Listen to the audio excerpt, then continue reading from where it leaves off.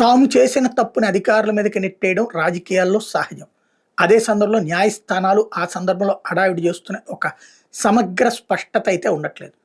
తొక్కిసలాటలు జరిగినప్పుడల్లా కోర్టులు జోక్యం చేసుకుంటే సుమోటోగా తీసుకుంటే నోటీసులు ఇస్తాయి. మేమంతా సక్రమంగా చేసాం, ఎవరో అక్కడ అధికారి తప్పు చేశాడు, అందువలన ఆ అధికారి మీద చర్య తీసుకున్నామని చెప్తుంది. ఓకే, ఇకపైన ఇట్లాంటివి జరగకుండా చూడండి అంటూ వీళ్ళు ఒక తీర్పు ఇచ్చేస్తారు. కథం అక్కడితో. ఎక్కడుంది సొల్యూషన్?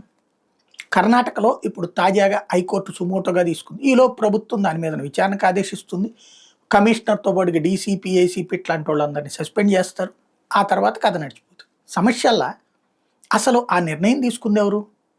ఆర్సీబీని ఆహ్వానించిన స్వయంగా ముఖ్యమంత్రి డిప్యూటీ సీఎం అయినప్పుడు అదేదో వాళ్లే తప్పు చేశారని కర్ణాటక క్రికెట్ అసోసియేషన్ మీద కేసు పెట్టండి, ఆర్సీబీ మీద కేసు పెట్టండి, వెరితనం కాకపోతే.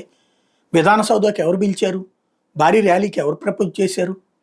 ఒకవేళ అంతమంది వచ్చేటప్పుడు క్రికెట్ స్టేడియంలో కాకుండా ఏ బహిరంగ సభా వేదిక ఏర్పాటు చేస్తే సరిపోయేది కదా. పార్టీకి, రాజకీయ పార్టీకి వీళ్ళకి తెలియదా? అట్లాంటి ప్రోగ్రాంలు నిర్వహించలేదా? సమస్య ఏంటంటే గొప్ప జరిగితే మా పేరు, తప్పు జరిగితే అధికారుల పేరు. ఇదే దరిద్రపు రాజకీయం.